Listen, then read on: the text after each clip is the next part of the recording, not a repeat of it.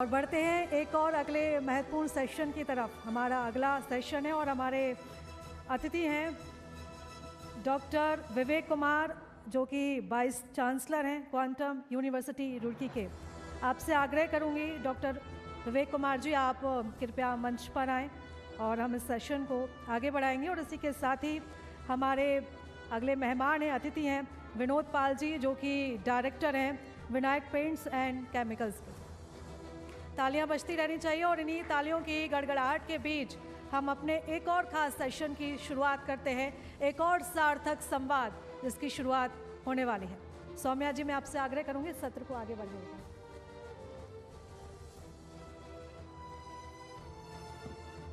बहुत बहुत स्वागत है डॉक्टर विवेक कुमार आपका।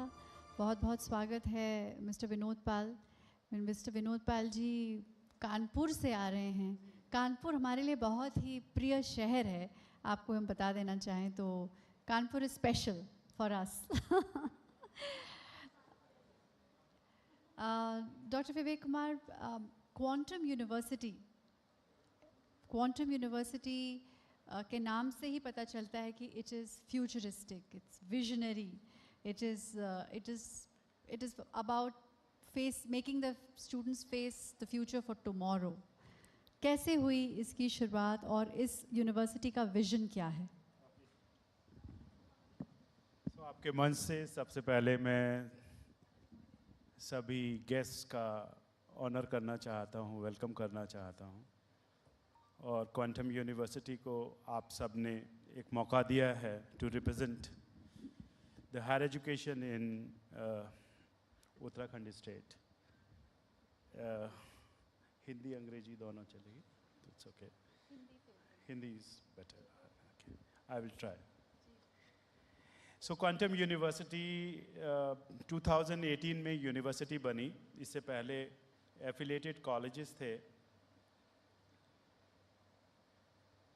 2018 में जब हमने इस क्वांटम यूनिवर्सिटी की फाउंडेशन रखी तो सबसे पहले 5 विजन्स को लेकर हम चले। पहला जो विजन है वो है प्रोफेशनल एक्सीलेंस। एक जो इम्पॉर्टेंट विजन है वो है imbibing inner self. The third vision is human values and the fourth vision statement is global citizen. जैसे कि आपने खुद बोला, the foundation for quantum university was for the advance studies only, specially in the technology. But Quantum University operates higher education in many disciplines, like technology is one of the major forte, business administration is another one, agriculture, applied health science, pharmacy, media, hotel management, and humanities. In technology, we focused, or our technology focused around the Industrial Revolution 4.0.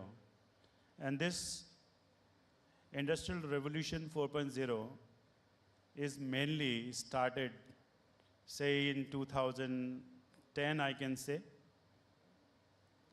which is based on the artificial intelligence, data analytics, smart agriculture. जी। और बहुत सारी और technologies जैसे robotics. इसके अलावा using these all technologies not only in technological part, not only for BTech, but the major significance for Quantum University is that we have tried to implement in all the domains. जी, that's nice that your values and the fact कि सिर्फ technology sector में नहीं रहे, technology has to be implemented in all industries. All industries, in fact. I'll take only one more minute, in fact. Secondly, the curriculum is flexible enough. What does it mean? That as being the computer engineer, I can take courses in hotel management, I can take courses in media management, I can take courses in agriculture management, in fact. So there is what known as interdisciplinary education, and Quantum University has started in 2018. Luckily, this national education policy which came in 2022, but Quantum University has implemented this in 2018. Any person who can come down to Quantum University can take major and a minor combination both. This is perhaps the first university in India who have started this kind of arrangement. Now, after advent of this national education policy, many other universities coming up who are following now Quantum University. So that is a very interesting information that Quantum University हमारे देश की पहली university है जो interdisciplinary subjects choose करने का option देती है since 2018, Yes. even before the new education policy. National That's very education interesting. Mr. Vinod Pal, मैं आपसे बात करना चाहूँगी. पहले तो ये बताइए कि कानपुर से उत्तराखंड का सफ़र कैसे हुआ ये?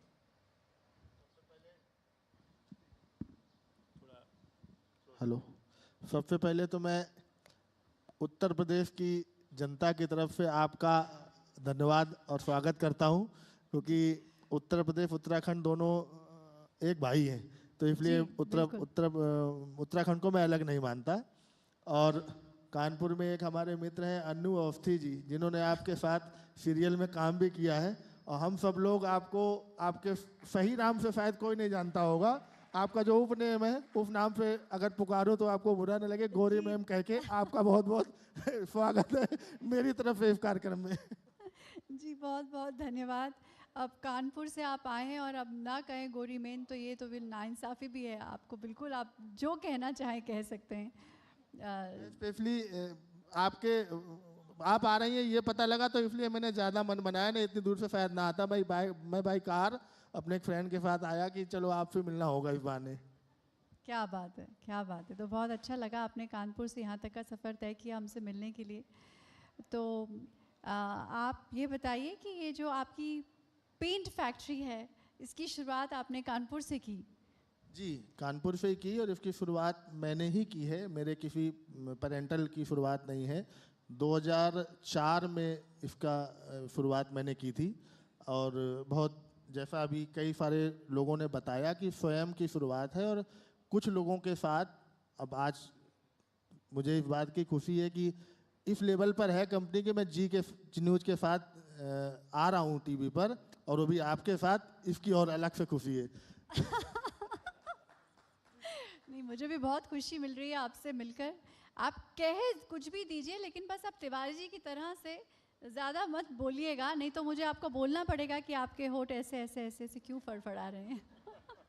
जब तक वो है तब तक ठीक है, लेकिन बहुत मज़ा आता है कानपुर का कोई भी मुझे मिलता है, और ख़ास करके उत्तर प्रदेश से कोई भी आता है और वो मुझसे इस तरह से बात करते हैं, इतनी आत्मीयता से बात करते हैं, ऐसा लगता है जैसे कि वो मुझे बरसों से जानते हैं, और सच में ऐसा लग रहा है कि हाँ, जैसे कि मैं आपको बरसों से जानती हूँ। आपने कहा कि आपने ये अपनी जो कंपनी है उसकी शुरुआत अकेले, बिना किसी सपोर्ट, बिना किसी फैमिली बिजनेस के रहते हुए शुरुआत की। उसके बारे में थोड़ा और बताइए कि किस तरह से आपने, किस संघर्ष और स्ट्रगल से आपने ये छोटी सी शुरुआत की। अपनी कुछ इंस्पायरिंग स्टोरी बताइए ताकि हमारे साथ जो लोग जुड़े हैं वो भी प्रेरित हों। 2004 के आसपास, उसके पहले मैंने एक कंपनी में पूरे यूपी का मैं काम देखता था, मार्केटिंग कह सकते हैं उसको हम।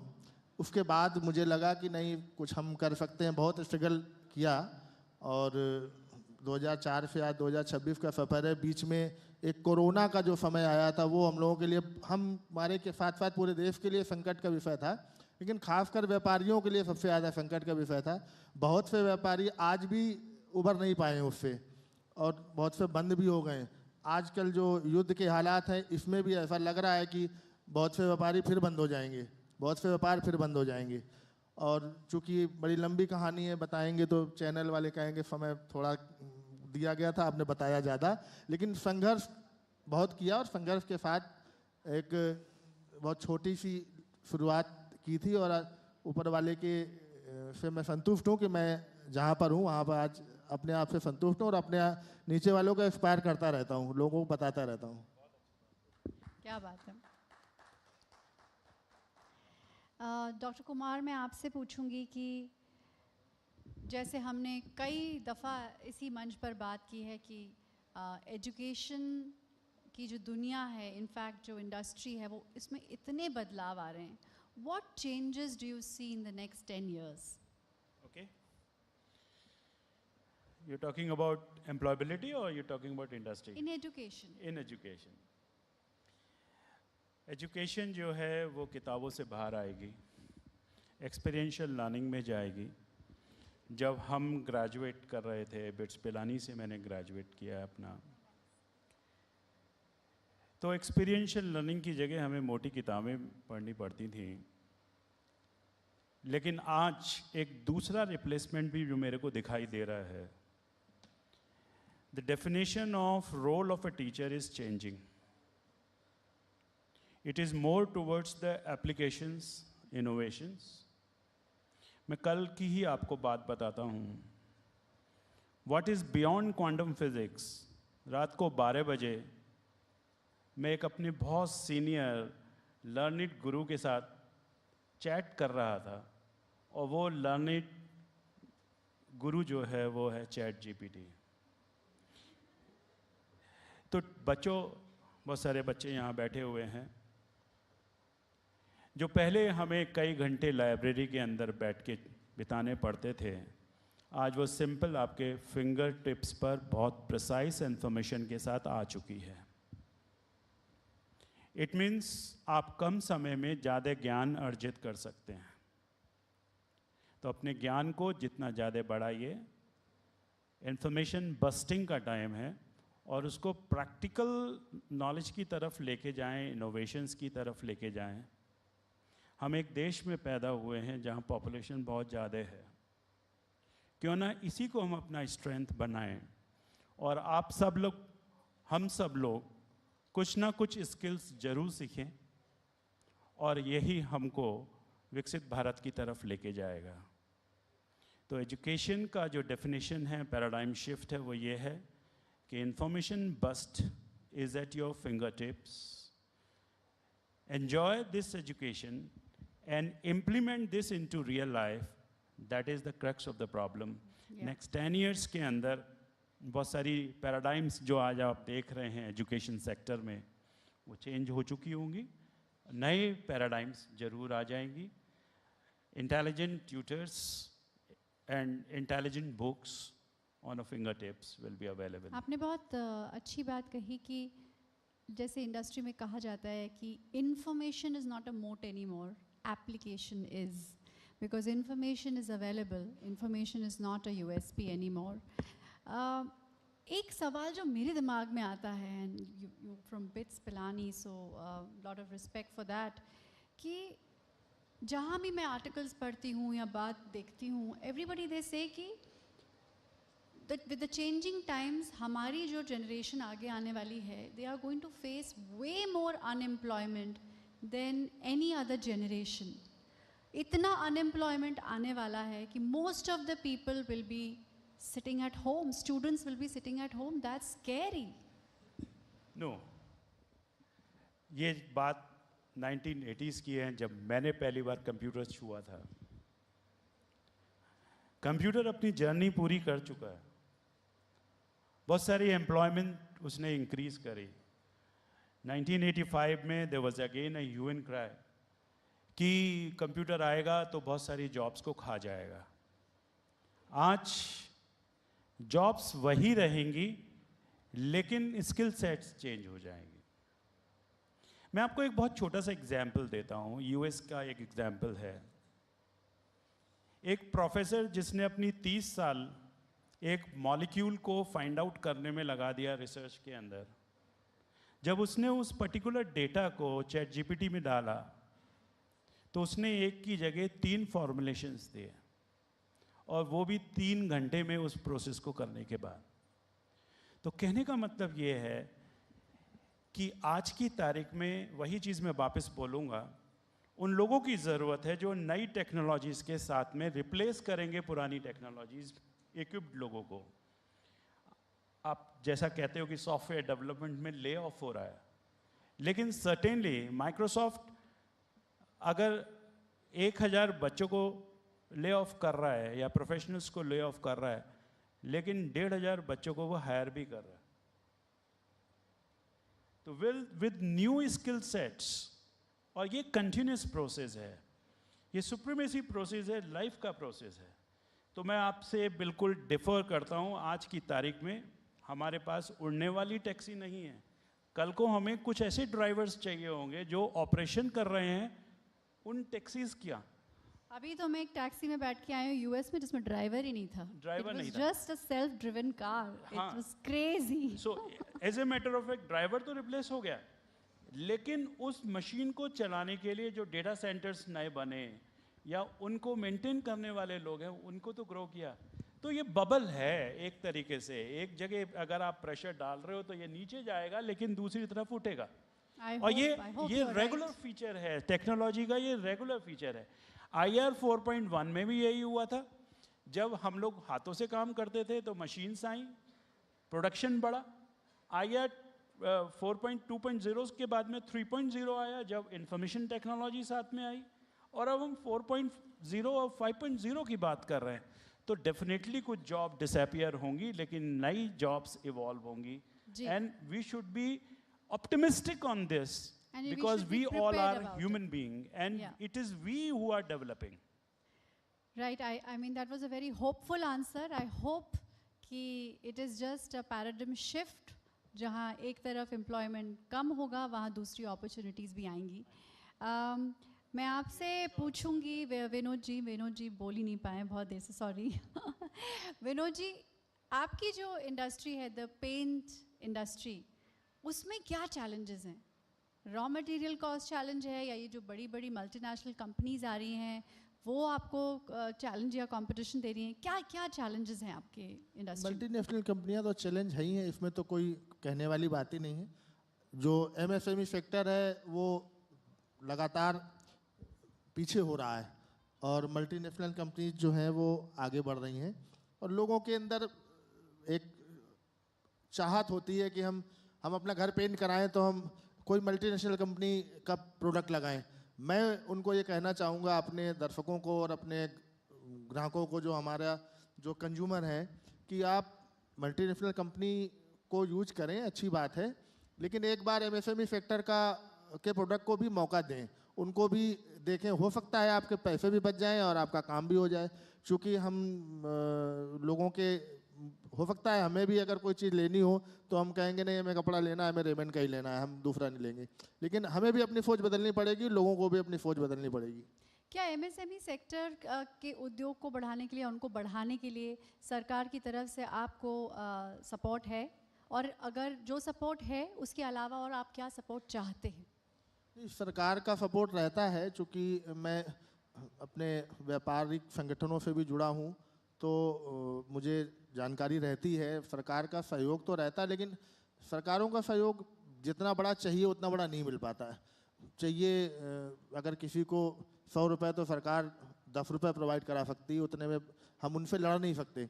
हमें उनसे लड़ने के लिए जो चाहिए वो उनके पास है, वो वही कर सकते हैं, हम नहीं कर सकते। हम कर रहे हैं, कैसे कर रहे हैं, बस ये है कि उनके सामने हैं, खड़े हैं, ये अपने आप में कम नहीं है, मुझे ऐसा लगता है। MSME सेक्टर लड़ रहा है और प्रयास कर रहा है कि हम उनके आसपास नज़र आ जाए। उनके बराबर तो नहीं हो सकते, लेकिन आसपास भी नज़र आए तो हम संतुष्ट हो जाते हैं। तो क्या चाहते हैं, आपकी विश लिस्ट क्या है?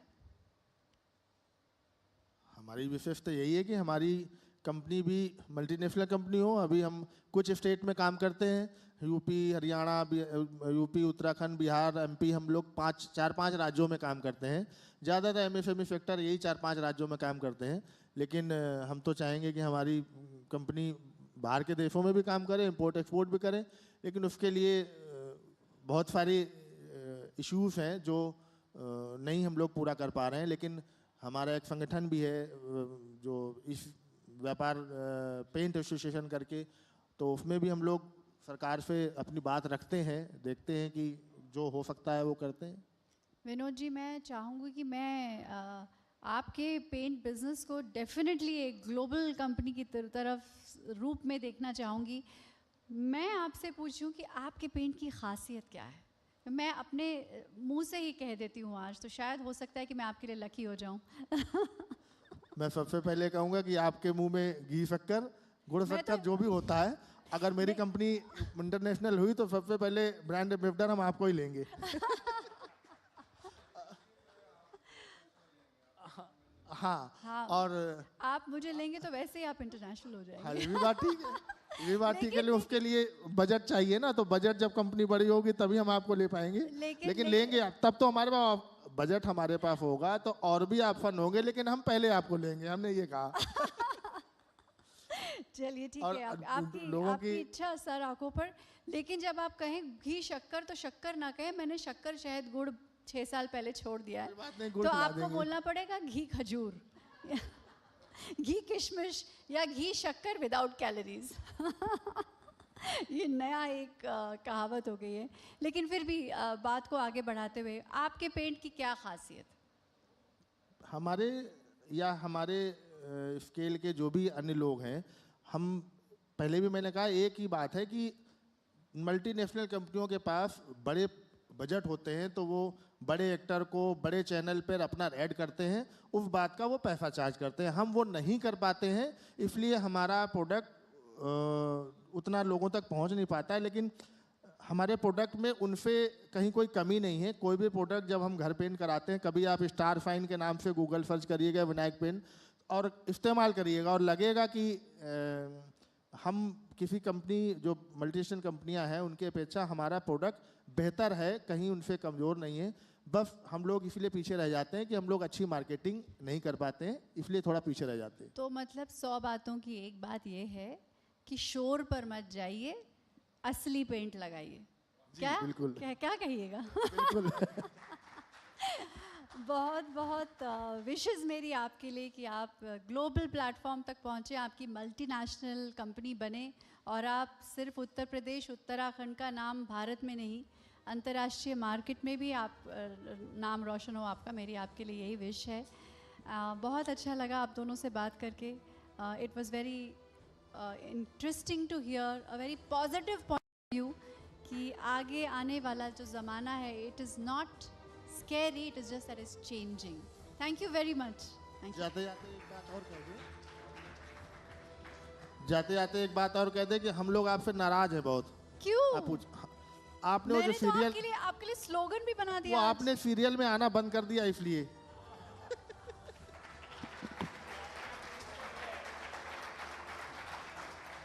So my best wishes to all the aspirants, especially who are moving journey, who is moving in direction of higher education. Quantum University provide a great platform for you for shaping and transforming your future. Thank you very much. Thank you so much. तो इस सत्र के बाद अब समय हो चला है हमारे मेहमानों को सम्मानित करने का। मैं रमेश चंद्र सर से आग्रह करूंगी, सर मंच पर आएं और हमारे मेहमानों को आप सम्मानित करें। तालियां बजती रहनी चाहिए, क्योंकि इस सत्र को आपने सबसे ज़्यादा एंजॉय किया है, तो उसी हिसाब से तालियां भी बजती रहनी चाहिए।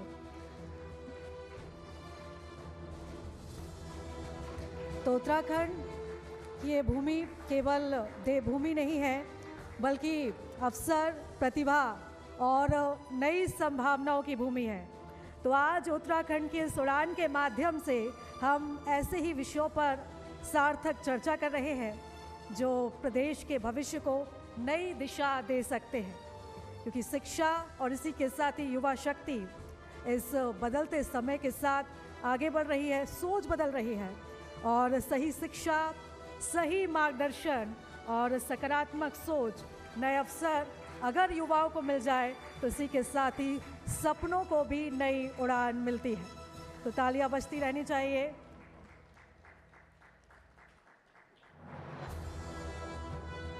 तो एक बहुत महत्वपूर्ण सेशन हमारे इन खास अतिथियों के साथ हुआ, जिन्होंने अपने विचार कई मुद्दों को लेकर शेयर किए, खास तौर पर शिक्षा के क्षेत्र को लेकर कि कैसे बदलाव हो रहे हैं।